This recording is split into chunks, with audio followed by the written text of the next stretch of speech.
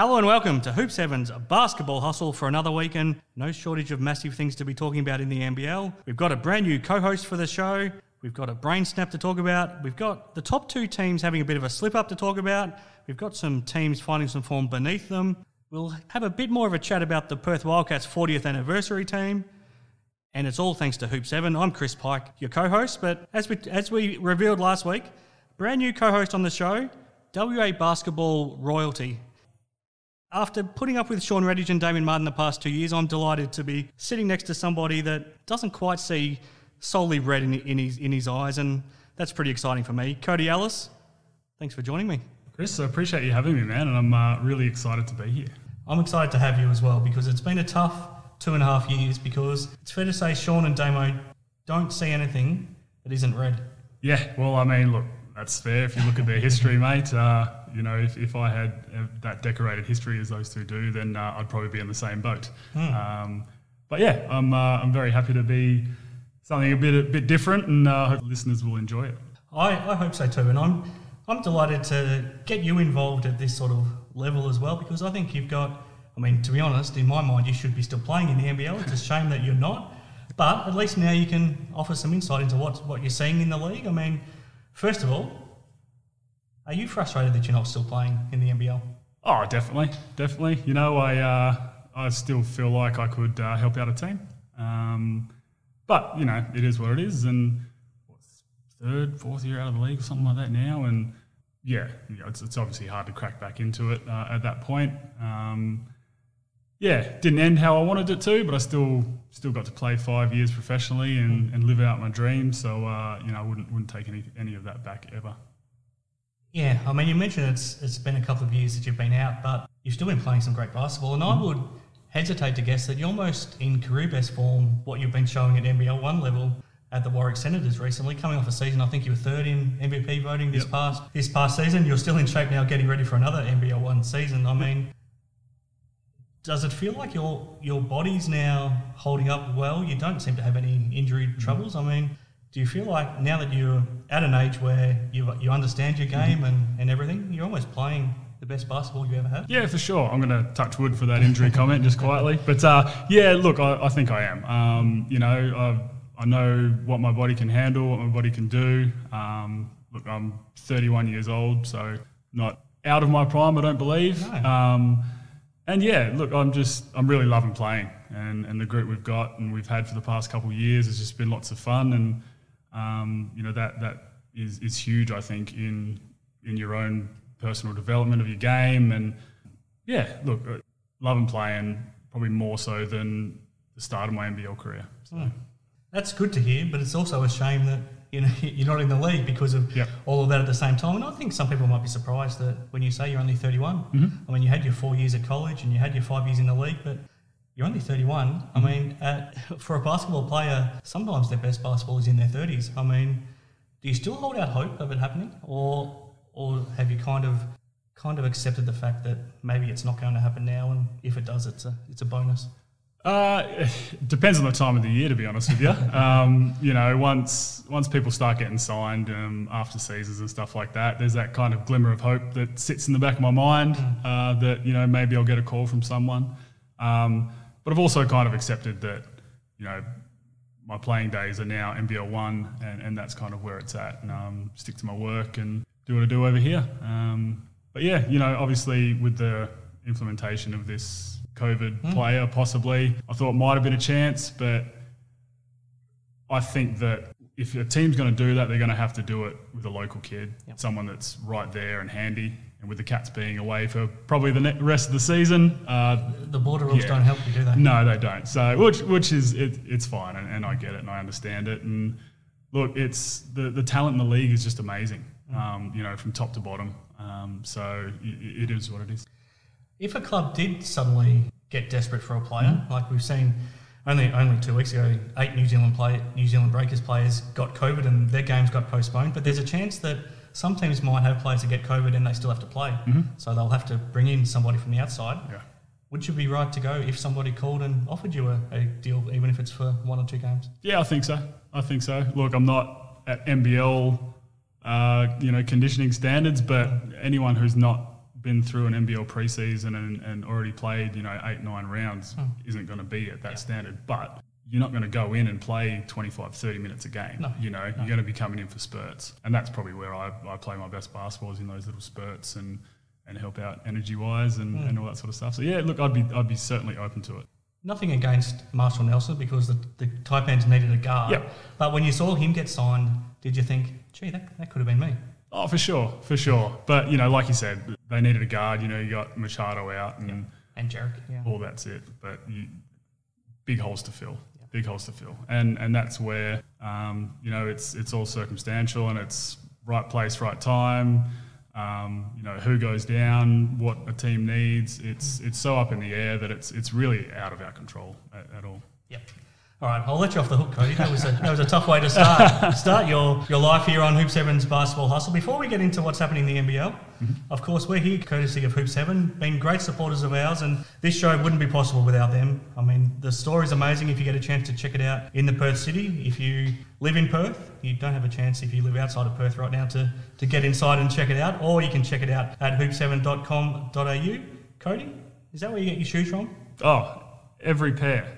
The guys at Hoops are awesome. I've been going to see Jason, the team, since they were kicks and back up above the theatre in the city and when they started. So, I've been a long-time fan of those guys, and, whenever I go in, I end up being in there for an hour and a half just talking, and the wife and the little one are always sick and tired of it by the time we leave, but I love it, and they're awesome. They're great. Yeah, no, it happens to me too. Last time I went in, I bumped into Tev and Jackson, and we had a good chat, and he had to drag me away, really. Well, that's it. So head to hoop7.com.au if you want to get some shoes, get some basketball gear. Now, there's plenty happening in the world of the NBL, Cody. I think there's only one place to start after what we saw in round 9. It was the Wildcats and the Kings. It's a good rivalry. You grew up probably hating the Kings and loving the Wildcats, and then you ended up being in the purple and playing against the red. It was early in the third quarter. Matty Hodgson found himself isolated down in the block on DJ Vasiljevic, and we saw chaos after that. What did you make of Matty Hodgson's brain fade? Yeah, look, it was a brain fade of epic proportions. Look, Matty is kind of known as a bit of a hothead on the court. Really good dude off the court, but once he gets between those lines, he's a different person. And, from looking at the camera angles that we got to see, there wasn't a whole lot in it. I'm not sure what DJ was saying. I'm sure he was saying something because, that's what DJ does. Exactly. And that's part of his arsenal. But I don't know. I don't know what he was thinking. It just looked like he didn't care at that point. And the first one I thought was awful. Yep. It was shocking. It wasn't needed, but that's in the heat of the moment. It is. Yeah. It is. And that's one that you can be like, all right, got caught up. That's fine. Yep. The second one, when DJ came back and was talking to him, was completely unnecessary. And look, it wouldn't surprise me and I think it probably needs to happen, is he needs to be suspended for a few games, fines, all that sort of stuff. I'm not sure what was going through his head. Clearly nothing. Well, I mean, a couple of things to follow up on. You mentioned the suspension. What sort of a penalty do you think's fair? We saw Vic Law get off with his very light headbutt on Deng Deng with just a fine. We saw Mason Peatland get one game for his bump on Mitch Creek. Is this worse than both of those? Oh, definitely. Yeah, look, the Vic Law one was kind of a head nudge. As much as you can't do that, there was not a whole lot in it. Deng Deng played that up as much as possible. But the Peatling one kind of just ran straight through Creaky, again, unnecessarily, but looking out for his teammate. This one's way worse. I think it probably needs to be 2-3 games that he sits out at the very minimum. And following up from that, how much does it hurt the Wildcats? Because they're not a big team already. No. They got Majuk and Hodgson sharing the 5 spot. How much does it hurt them? It does. It hurts him a lot. And I thought him being inserted back in the lineup was going to be really good for him. He was starting to find a little bit of that's form too. Yeah, and he can be a game changer because of his size and his athleticism. Yeah. It's not smart. It really hurts himself. It really hurts the team because, Juk is still not 100% by the looks. Although he hit a three-pointer. He did. He's got that in his arsenal. He's got it there. He just doesn't show it very often. That was his first ever attempt in the NBL. Yeah. So, yeah, look, it hurts the team. It hurts the team a lot. And I don't know how they're going to really recover from that, because you're right, they're not a big team. You've got to play Vic 4-5 now. At times, which is not probably where you want to play him. No, we saw in this game. I mean, Jerome Martin is far too big for him. He is. He's a big body and he's strong, and there's more bigs around the league like that, and it's just not going to work. And Vic wants to stay on the court. He's not going to foul. They need him out there, so it's going to hurt him, I think. We can talk about it more later, but even looking to Saturday night, I mean, they've got the Phoenix and they've got Joe Chi, they've got Brandon Ashley, they've got Dane Pinot. That's a big team they're going to come up against. Massive, and all kind of aggressive players. You look at those lineups and you think, who's going to match up on them for the full game? And Jook will take time on him, but he's not going to play 40 minutes a game. It's not good. It's not good. We don't excuse what he did, obviously, but at the same time, if there's one player in the league that's going to incite you to do something like that just through his mouth, is DJ the most likely? Yeah, look, I think so. I haven't actually played against DJ, but from all reports that, he's one of those guys. Him, probably one of my good mates, Drimmick, is another guy. But DJ's definitely up there. Yep. The thing is, he's playing good basketball, though, since he's come back. And so are the Sydney Kings now. Fascinating. Only a little over a week ago, they had blown another fourth quarter, and I think they were feeling all sorts of pressure. All of a sudden, 2 Sundays ago, they had that big win over Brisbane to bounce back, and then, 8 days later, this past Sunday, they dominated the Wildcats for most of this game. They had a little bit of a scare straight after that incident with Hodgson, but then they steadied, and they're actually playing some really good basketball now. They are. They're playing really well, and they were always going to be a dangerous team once they hit their stride. They've got most of their guys back. Adams coming back in is huge, because he's such a tough player. And as we saw, once he hits his straps, he's going to be tough to guard. And he's a difference maker on that team. Keep Zave out there for as long as possible if he doesn't foul out. Again, another game changer. He just does all the little things. Not most games, but a few games you'll see he doesn't really light up the scoreboard or anything like that, but you see he's got those 6-7 assists, and then he's got his 8-9 rebounds. He's just doing all the little things, and then just changing shots on defense as well. Absolutely. And obviously you got Martin, who is a beast, as we saw again on the weekend, and he should be in the running for the MVP right now. I think he is up there, and if he stays healthy, because he looks really good shape, if he stays healthy, I think he'll certainly stay in the running for that too. Not sure the old scoring machine has him that high up on his leaderboard just yet, but not yet. Hopefully he attracts Sean's attention shortly. We'll get to his votes in the Player of the Year award a little bit later.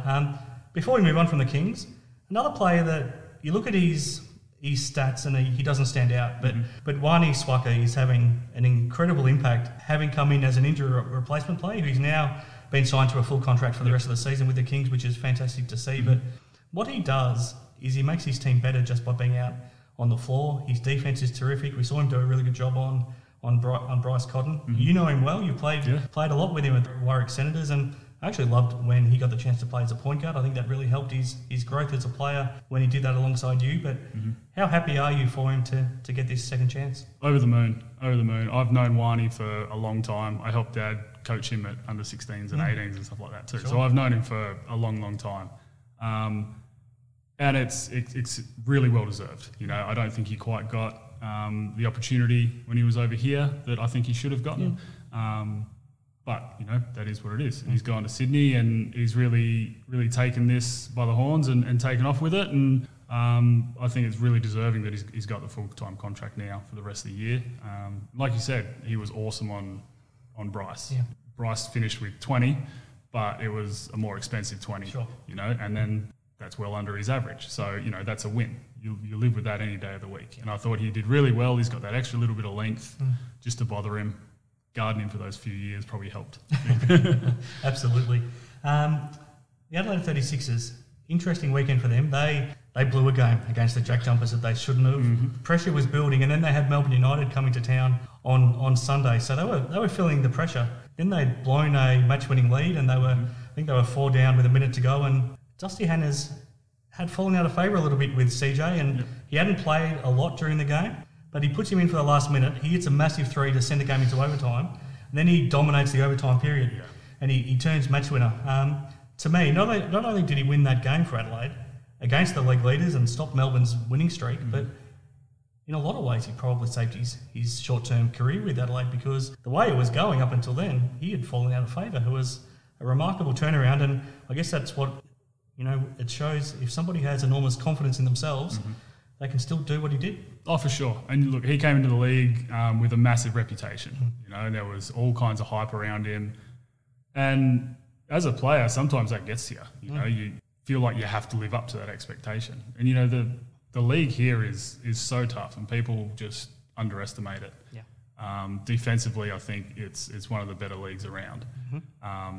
And being a small guard, there's lots of bigger, longer, quicker guards around here. So you're right. I think he saved his job. That 3 hit in the corner was huge. That was a tough shot too, And never looked like missing. Never looked. As soon as I left his hand, I called cash. And overtime, every time Melbourne would make a shot or two and bring that lead back, he would just go down the other end, get in the paint, little floater, cash money. He just kept stemming that comeback, and you're right. I think he saved his job for now. Yeah, it was fascinating, and it turned out to be a fascinating Sunday, because I think before the games on Sunday, Melbourne and Perth were looking like they were the 2 dominant teams in the league. All of a sudden they lose, and they're not even on top of the ladder. So the Phoenix have now replaced them on top of the ladder. Did you see some things from both United and the Wildcats that suggests that maybe they are a little bit more vulnerable than we thought? A little bit. Look, the Wildcats looked tired. They just looked sluggish. Bryce looked sluggish. Vic looked sluggish. They just weren't the same, up and in your face Wildcats that we know. And Melbourne, look, they were always going to drop a game. This probably wasn't the one that we thought they were going to drop. But when you got Goulding going over, that doesn't help. Can you just put it down to a bad shooting night? Is it that simple? Because Goulding went 0 of 14, Dellavedova 1 of 10, Agata 1 of 7. They're probably they have been their best 3 sort of shooters. Yeah, 100%. And it just happened that it all fell on the one night, Goulding isn't going to have another night like that. I don't know how many OFA nights he's had in his career, but it's very, very few, I believe. Absolutely. But that's not going to stop him. And nor should it. No, I agree. And, he's built I think we all still thought when he took the shot at the end, still to try to tie the game up, it was still going to go. 100%. And it is what it is, Delhi had that huge shooting night a few games ago. Probably not his strength is that type of thing, and we saw that probably against Adelaide. I think you still sit off him, don't you? Yeah, exactly. And look, he's one of those guys that he's changed his shot a lot since the Institute, since we were at the Institute together. He's changed his shot a lot, and getting into the NBA, he couldn't quite get that distance, so they had to try change it a bit for him. And that's got to play on your mind, and even now, when he was on that ridiculous tear, I think it was 7 of 7 or 7 of 8 at one point, his shot looked so good. It did. And then in Adelaide, it looked different again. It was a lot more jerky. He's just got to figure out some consistency in it, and that's going to be a big thing for him. But you put that down to a bad shooting night where their top 3 probably shooters all shot their worst night for the year, and they lose in overtime by a few points. They still could have won that game. Oh, absolutely. Illawarra Hawks, I would have hated to have been them after their loss on Thursday to Perth, because Brian Goorjian doesn't stand for poor defensive performances, and they delivered 2 in a row against the Wildcats, and they got a response briefly in Adelaide, but then they came back and played poorly against the Wildcats. But they bounced back well in Cairns on Saturday night, even though it was still an undermanned Cairns team, but they just had to, didn't they? Or else Gorge would have absolutely tore them a new one this week. Well, that's it, and he probably already did. And, it was just the fact that Cairns was next cab off the rank, and they caught the brunt of it. Sure. So, they're not going to have too many back-to-back-to-back bad defensive nights, you wouldn't think. In saying that, I don't think they're the best defensive team going around. They had to bring a guy like Cleveland in to play defence. But, once they're all buying in, I think they're really good. And if anyone's going to make them buy in, it's going to be Gorge. Absolutely, because if you don't, he simply won't play you. Well, that's it. Yeah. Exactly. The other one was the JackJumpers. I think it's fair to say Josh Magette didn't set the world on fire when he first came to the league, and I think we were all shaking our heads at some of the shots he was taking.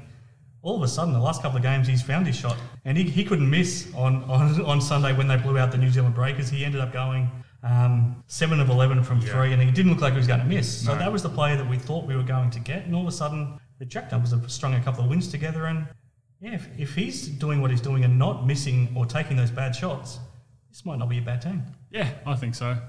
Look, to start the season, I was not very high on him. Adams would come out and make 3, 4, 5 back-to-back buckets, get some really good shots, and then he would come down and it almost felt like, well, it's my turn to score. You know? And often sort of 3 metres behind the 3-point line. Yeah, after going 0 for 3 or 4 already.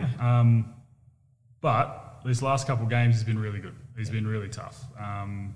Probably taken more of the shots that are comfortable for him rather than trying to force it. Yep. Some of those ones against New Zealand were just ridiculous. That late shot clock, step inside the half-court circle, kind of had to throw it and it was just cash, So, and you have games like that, it's the total opposite of what Melbourne went through. Yeah, absolutely. You just see the ring like a hula hoop and it's easy to score it. But if he's firing, then they're going to be tough. They're going to be tough. Did you see Scott Ross celebrations after they beat Adelaide back on? But a couple of days earlier, that was fun to see. It was good. And to see your coach doing that, you know he's bought into the team. Absolutely. You know he's bought into the culture, and that's just going to drag you as a playing group up with him. And I think that was really good. That was really good. You don't see a whole lot of coaches doing that. And he was really excited. It was wicked. And you can tell it wasn't forced. It was genuine emotion, and I think he genuinely loves his players and he loves Tasmania. And I think it's because he's had to, because he's given up his whole life to be down there and he's thrown himself full into it. Yeah, well, it was very much like their first win when you see him start to tear up at the end of the game when he knew he had it sealed. And again, that just helps you as a team believe in your coaching staff because they care so much. So it's awesome to see. A squad that at the start of the year I thought wouldn't win a game. And based on talent, they still are the least talented squad in the league. I agree, but they play hard. They play harder than most other teams. And you can tell because they come out in the first quarter, they usually win that first quarter. They do. Just because they're all over it. And it's their pressure defence as well. I think against Adelaide had 24 turnovers. Yeah. And it was all because of, a lot of it was because of the pressure that they were put on. Yeah, definitely. And that's going to be what they hold their hat to, and they're doing that well as long as they can do it for 40 minutes, which is easier said than done. For sure. But yeah, I think they're moving up the ladder quickly now. Yeah, absolutely. So we've touched on a lot of what happened in this past round. I'll just quickly run through the results, and you can tell me if there's something that jumps out at you, Cody, that we missed. So it started back on Thursday night. Illawarra Hawks lost another home game to the Perth Wildcats. The Wildcats winning 94-80. And then that game we just talked about, the JackJumpers, they were a long way behind in this game early, but they dominated the fourth quarter and beat the Adelaide 36ers 76-71. Then, as we touched on before, the Hawks bounced back to beat the Taipans up in Cairns 94-75. And then also Saturday, the Phoenix, too good for a disappointing Brisbane Bullets 88-73. And then Sunday, 3 big games. A lot happened in these games. It started with that overtime game in Adelaide, the 36ers beating Melbourne 88-83. Then the Sydney Kings beat the Wildcats 96-81. And then the JackJumpers, very disappointing from the Breakers. But first game out of a break, I think we've seen most teams struggle. So they won 83-59. Anything jump out that you want to touch on from any of those, Cody? Look, there's bits and pieces. I think for me, for Cairns, although a disappointing loss, I think Keanu Pinder is starting to play some good basketball. Yeah. And again, he's getting that opportunity, and he just out-hustles people. He does. He gets all over the board. He loves his block shots. He gets the crowd involved. He does. And that's awesome. And that's something that is really good to see. He did that in Adelaide too at times. I know he got a lot of criticism, but he was that energy guy. He was. And if you have a look at that 36ers team right now, I don't really have an energy guy. They could certainly use him. Yeah. Certainly use him. And again, kind of like Wani at Perth, he probably didn't get utilised the way he should have been. But that's up to the coaches and how they see it, obviously. The other thing that kind of jumps out to me is is Luala Chul. Look, he gets spoken about, but I still feel like he kind of flies under the radar. Defensively, I know you guys have spoken about him defensively. Damo talked about him in college and how he was really good in college, and he's so long and he reads the game really well. And then you add to it his scoring prowess, and he can knock down that three if you give him time. How tall is he? What, 7 almost? 7 foot. Yeah, he's really tall, and he can take you off the dribble really well. So I think he's going to be a key to how far Melbourne go. Obviously they're stacked, but I think he's going to be massive for them. No, totally agree. We still don't want to give Sean too much credit, but he did notice his defence coming into the season, and I'd be surprised if Damo needs to catch up on his votes in his award, but I wouldn't be surprised if Joe is rising up that table. So that was round 9, Cody.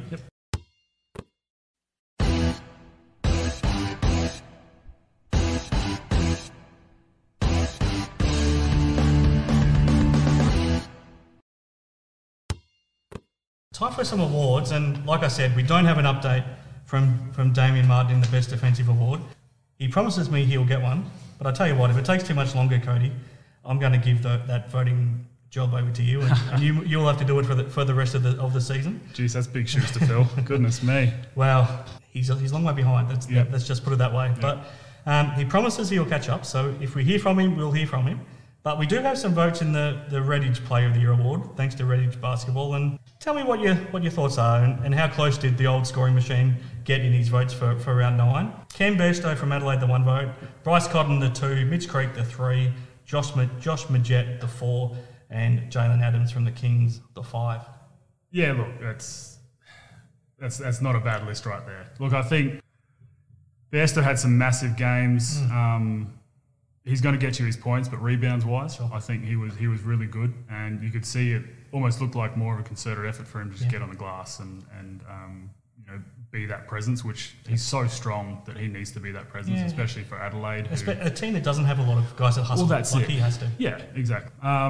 Bryce, I think that's the red coming out in him. Look, he was awesome in that first game against Illawarra. Typical Bryce. But I think he did a really good job on him in that game. I think you could probably slot Luala Chul in there while they lost. He was still good. He was tough. I think he had 23 and 12 or something like that. Plus a whole heap. Sometimes I wonder with the block shots that they miss a whole heap of block shots. Don't trust it at all. Because watching that game, his block shots were a big reason why Melbourne got into the game. Yeah. Oh, absolutely. And it's not just the blocks, it's changing those shots. Because once you block a guy's shot when he's coming in for a drive, he's not coming back the next time. Well, no, you're not, and you're looking around when you're in there next time. So he's definitely an anchor on their defence. So what those votes mean is that Bryce maintains his lead for Sean, which I'm sure is what Sean is hoping for. The Garland Award, Cody. I don't know if you follow this, but it's named after Galen Young. One of my favourites and a hell of an inspirational player. So this award is kind of for the best team man who might not be the leading scorer or anything on the stat sheet, or he could be, but it's the guy who has the biggest impact on helping his team win some games. And I've got some nominations, but like I did with Damo, I'm happy for you to nominate someone yourself. But from this weekend, I thought Mitch Norton, especially in that first game for the Wildcats against the Hawks, Matt Kenyon becoming a starter of the JackJumpers, Justinian Jessup, he was purely a scorer last year.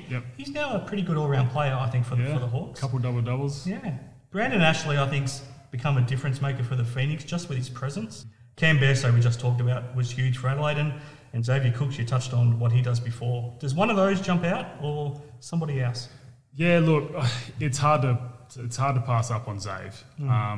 While he fouled out towards the end of that big win, he was in there long enough that he just affected the game so much. And like I said, he's very similar to Nordo, does a lot of the little things.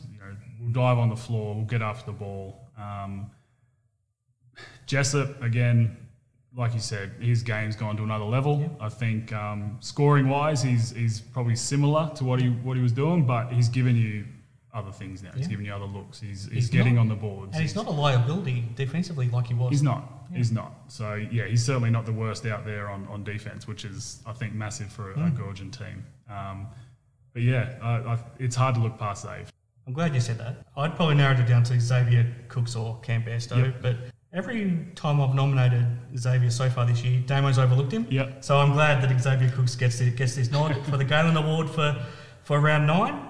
Let's take a deep breath, Cody. When we come back, we might talk a bit more about you. Sounds good.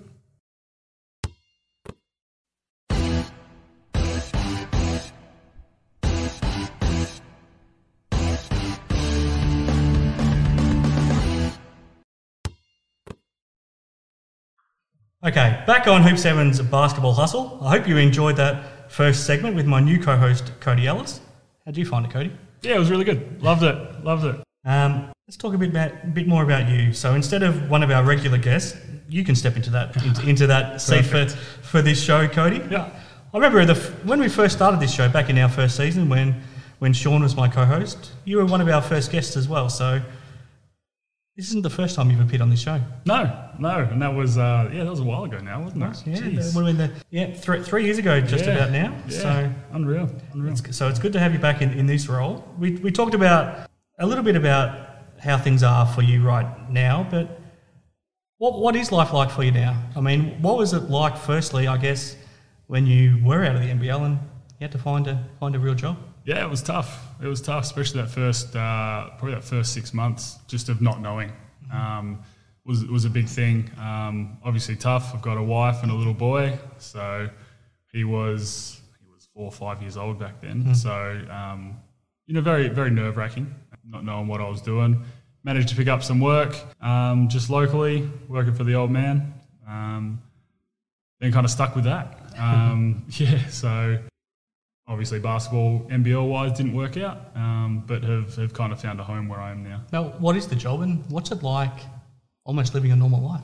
Yeah, it's very strange. Something I didn't think I'd be doing this early. But no, it's good. It's good. So I work for a company called Campion Education, deal with book supplies and stationery and all that sort of stuff. So currently is our busy time of the year, being back to school, and it is, it's crazy at work right now. So, basically wake up early, go to work, Tuesdays and Thursdays, pop home, get some food if possible, change, come to training.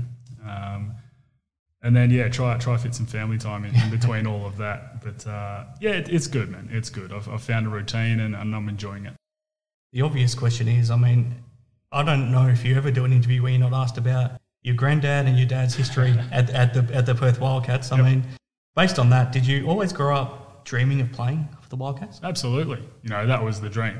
Ever since I was tiny, really as long as I can remember, was always to play for the Cats.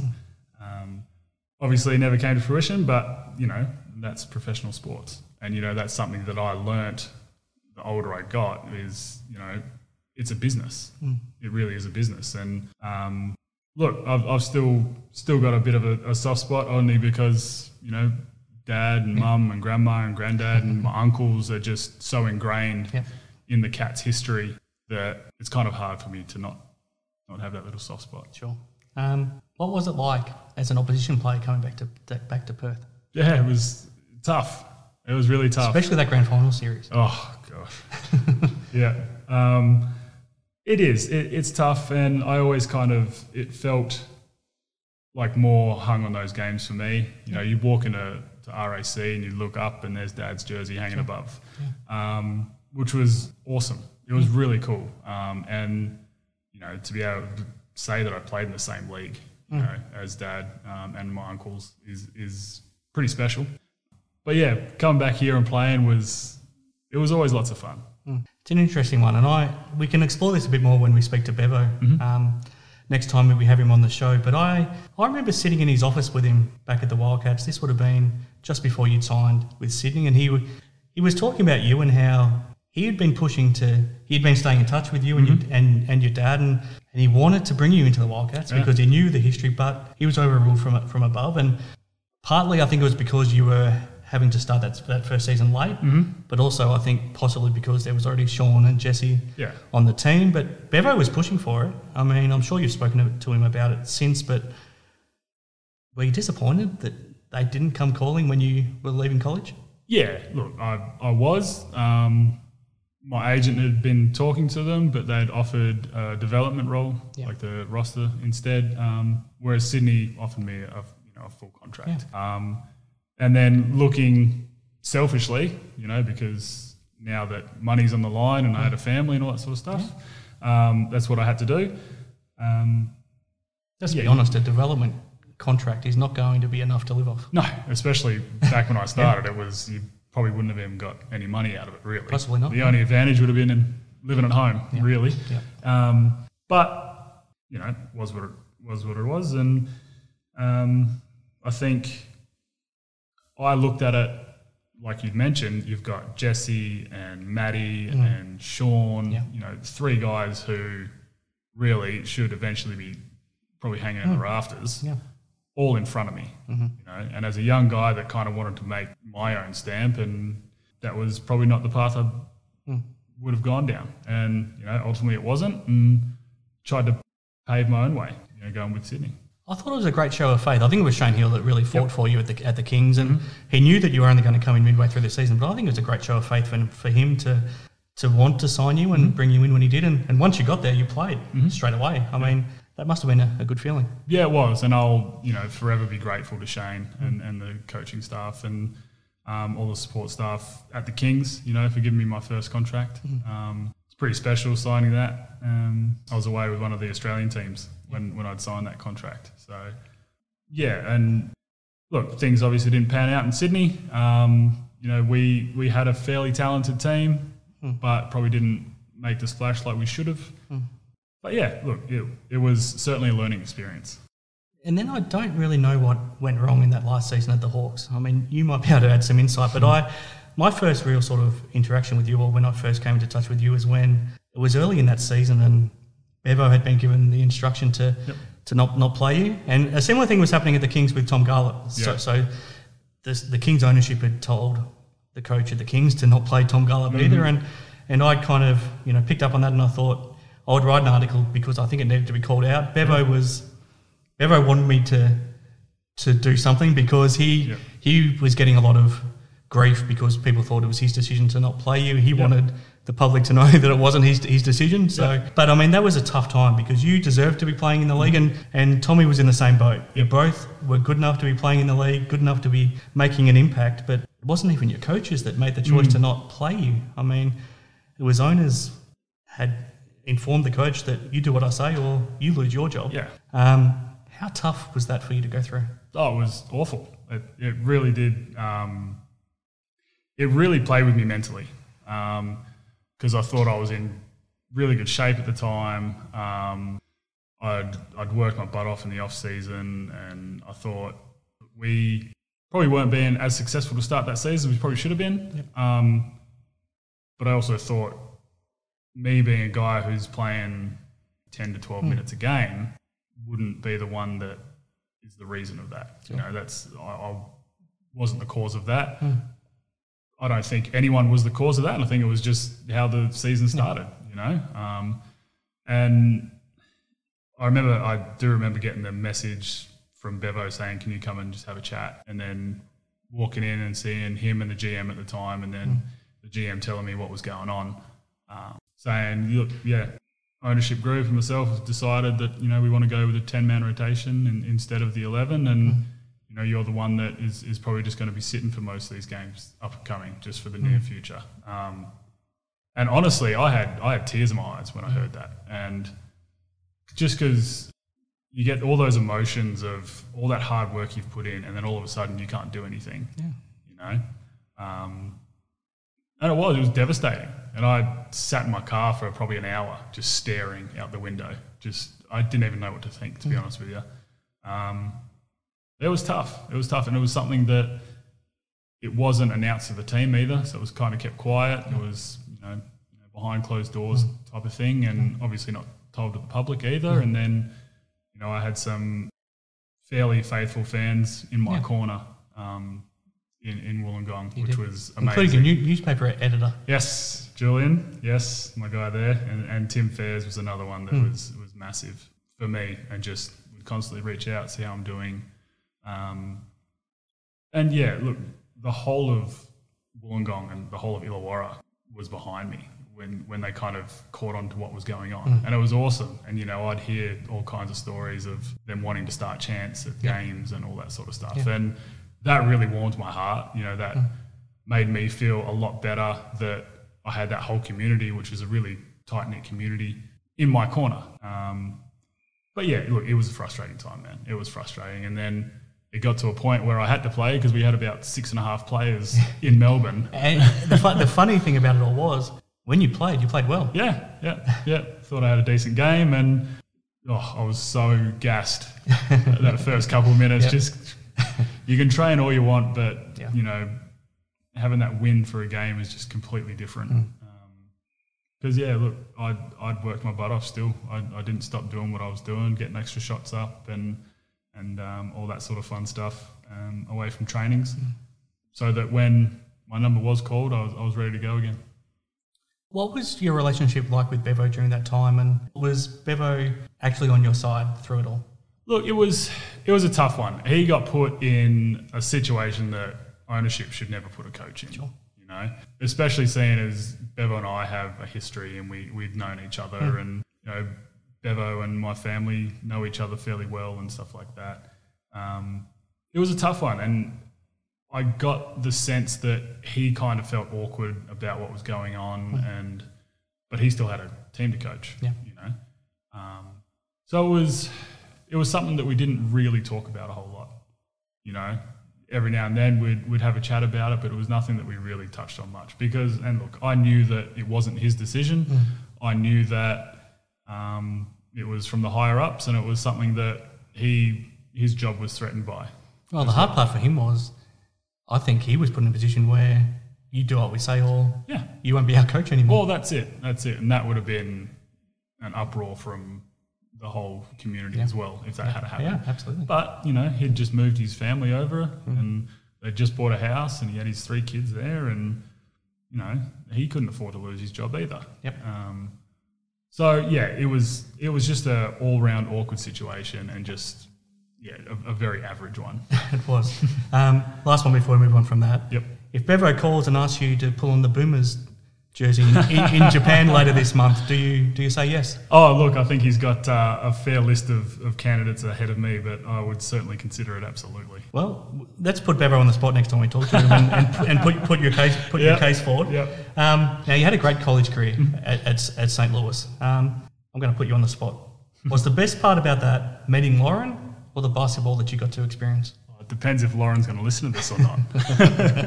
No, look, obviously went over there with nothing except, you know, some expectations, and came back with a fiance and a little 6-month-old. So, you know, to say I came back empty-handed would be, a fair understatement. But no, look, I loved every second of my time at St. Louis, on court, off court. Some of my closest friends are still over there in St. Louis, and who I met through college. Sure. And really, you talk to anyone that's been over there, and they'd probably say the same thing. You know, some of their closest mates are there. Because it's that kind of prime years in your life. You kind of have those friends that will just stick by you through stuff. And, you know, I went through some mental struggles at St. Louis, and had some of those people that were just constantly in my corner and helped me through some of that. And like I said, I'll just be indebted for life to some of those people. But very happy that Lauren wanted to come back down here, and was very happy to sit in the passenger seat while I lived out my dream. Now, that was the plan while you were playing the NBL. Now that you might not, if that is now in the past, or at some point when you won't be any chance of playing professionally, do you still stay living here, or is she trying to get back home? Nah. We've just applied for Australian citizenship. Okay. So, no, she loves it over here. She loves it over here. You know, when she goes home, she's ready to come back after a couple of weeks. Okay, good. So, I found a good one. Is she going to get her citizenship before Bryce does? Probably. That seems so drawn out. It's ridiculous, doesn't it? Tell me about Chase. What's it, as you said, when you got back to Australia, he was 6 months. He's now, I think he's 8. What's it like watching your son grow up? Oh, it's insane. It's lots of fun. Right now, he's starting to get his little attitude and he's talking back and all that sort of fun stuff. And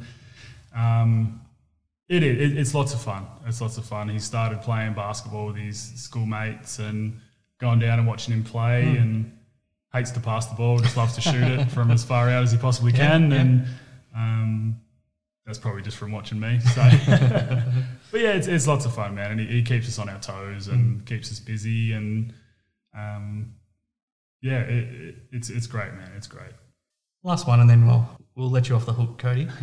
What is it about the Warwick Senators that means so much to you? Because even in your NBL off seasons, you would come back and play. Your dad was the coach. Luke Brennan's now taking over, moving forward. But this club has been a massive part of your life. It has continued to be during your NBL career and after your NBL career. You led them to a championship 18 months ago. You're the captain of the club. What is it about the club that means so much?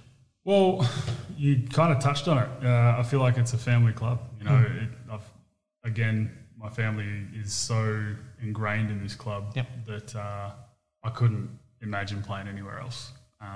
And I try to pride myself on kind of being a loyal person. And, you know, for a club that's given me so much from juniors all the way up until now, I feel like I've just got to keep giving back to it. And yeah, look, I've been approached by other clubs, but around WA, and I'll always just say, look, no. Look, if there came a time where Warwick said, look, we want to go down a different path, then I would hang them up. I'd stop playing. Yeah, wow. Between NBL seasons, I had some offers from, you know, Siebel teams, New Zealand teams, but I always enjoyed coming back here and playing for the club I grew up. I remember you were so passionate about coming back to play. Your dad actually had to forcibly ask you to sit out some games just because you wanted to play that badly. Yeah, and that's it. And I love playing for the blue and the green. You know, it's part of my blood. It's part of my family. It's part of my extended family. So I just love the group we've got, and I have since being back. And being a championship captain with your dad, championship coach, that must have been an unbelievable experience. It was awesome. As much as some people try exclude it from that season was as competitive and hard fought as any NBL 1 or SBL season I think we've seen. Yeah, no, I totally agree with you. And it's not like there were some teams that didn't play. No.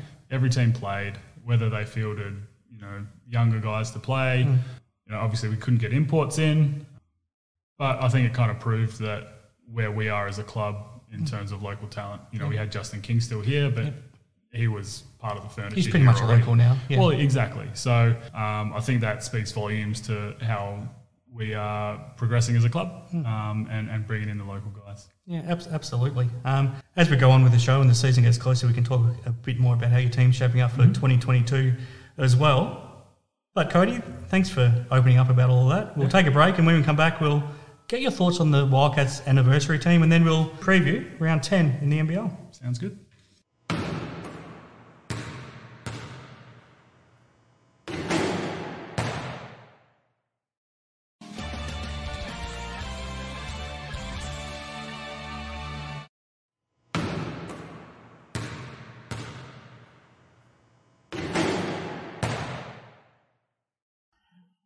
All right, back on Hoop 7's basketball hustle. I really hope you enjoyed some of that insight into Cody Ellis, the man. And now let's pick his basketball brain, because it's hard to imagine anyone part of the Ellis family being better placed to give their thoughts on the Perth Wildcats' 40th anniversary team. It'll be announced later in the week officially. But as you would have heard last week, myself, Damo and Sean, we picked our teams, and our teams weren't that much different, Cody. So really, the main difference I had was that I had both Damo and Sean, and they didn't pick themselves. Yeah, and then Damo went with Kevin Lish, and Sean had Jesse Wagstaff, and it's tough to argue with those guys, but I couldn't quite find a place. If I had a 12-man team, they probably both make it. For sure.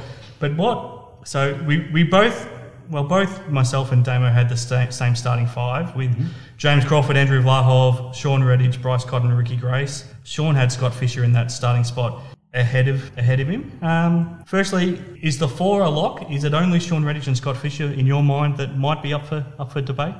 Yeah, look, I would probably put Sean just ahead of Scotty.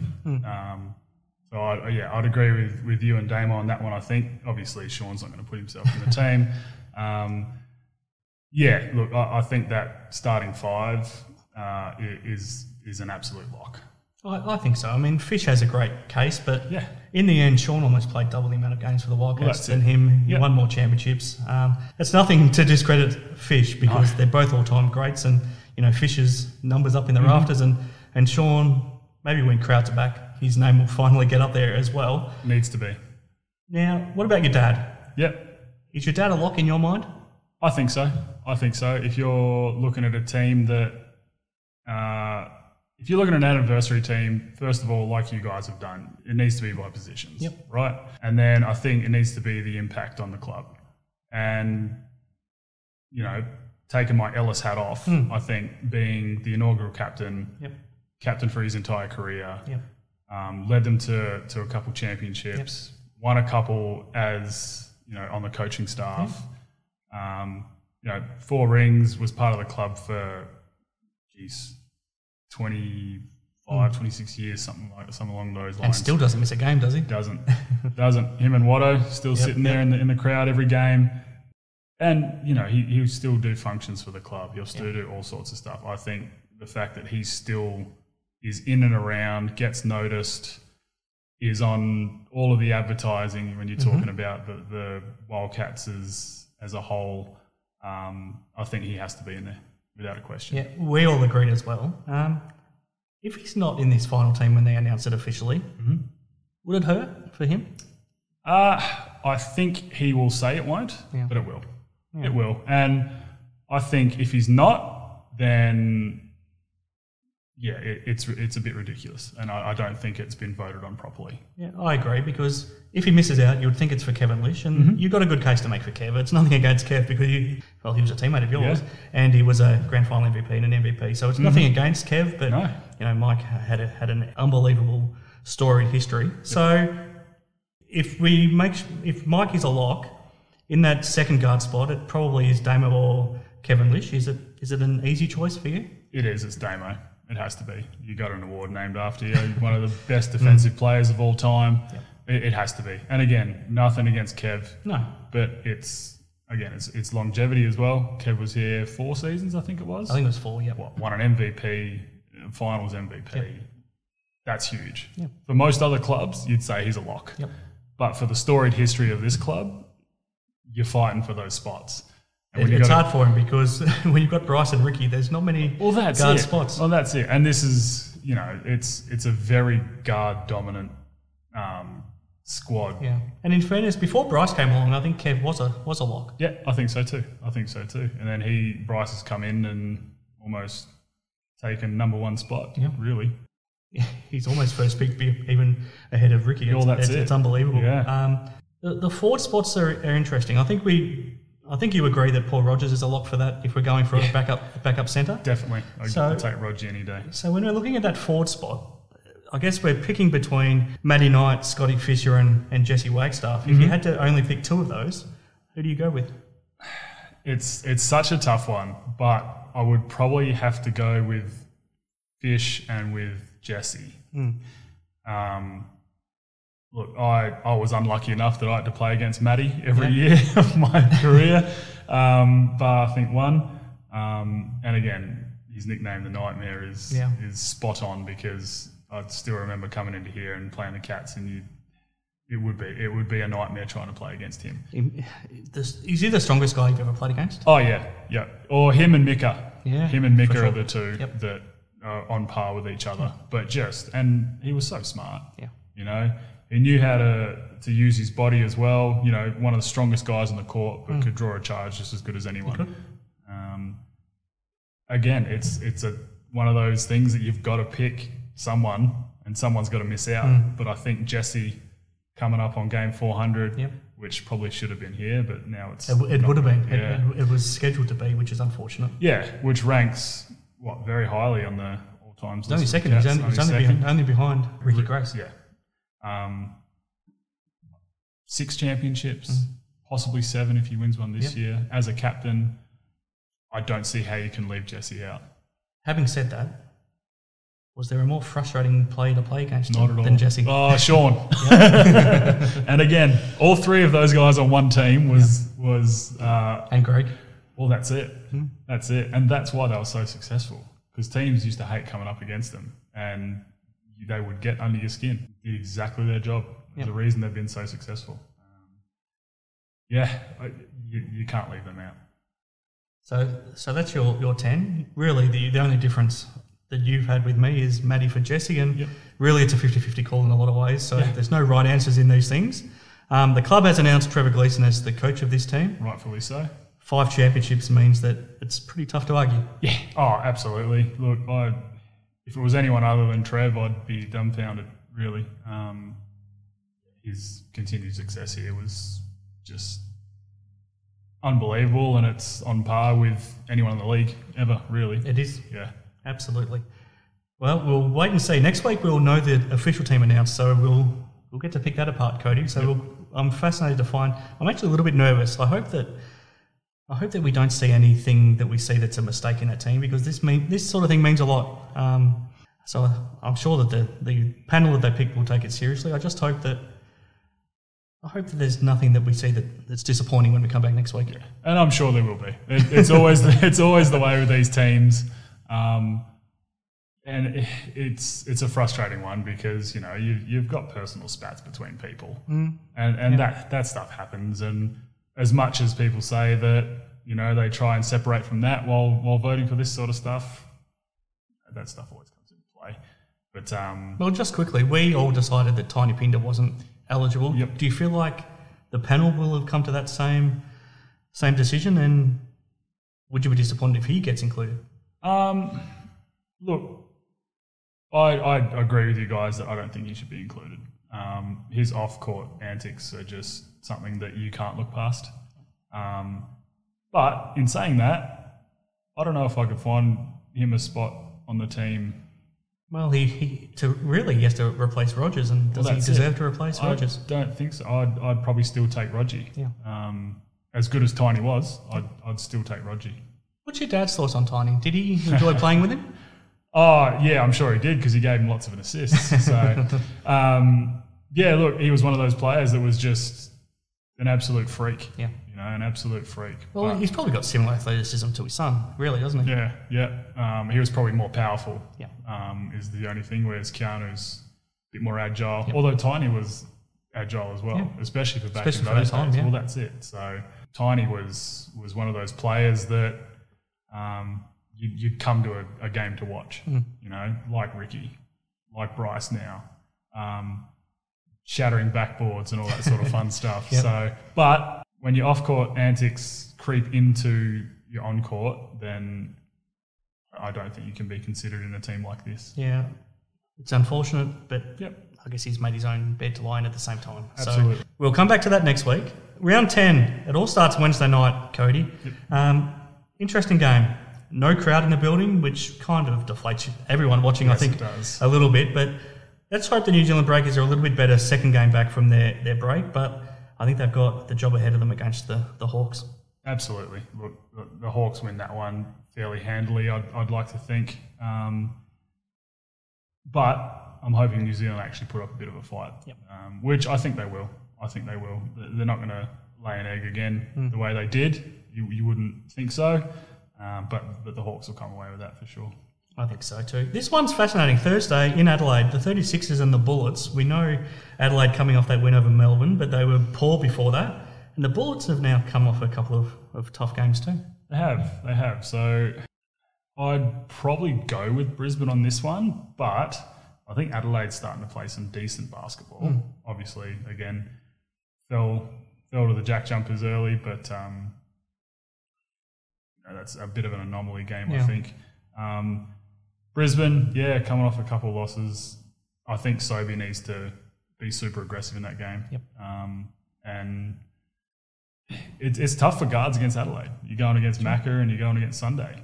So it's don't have a better probably defensive backcourt than that. Not at all. So it's always tough.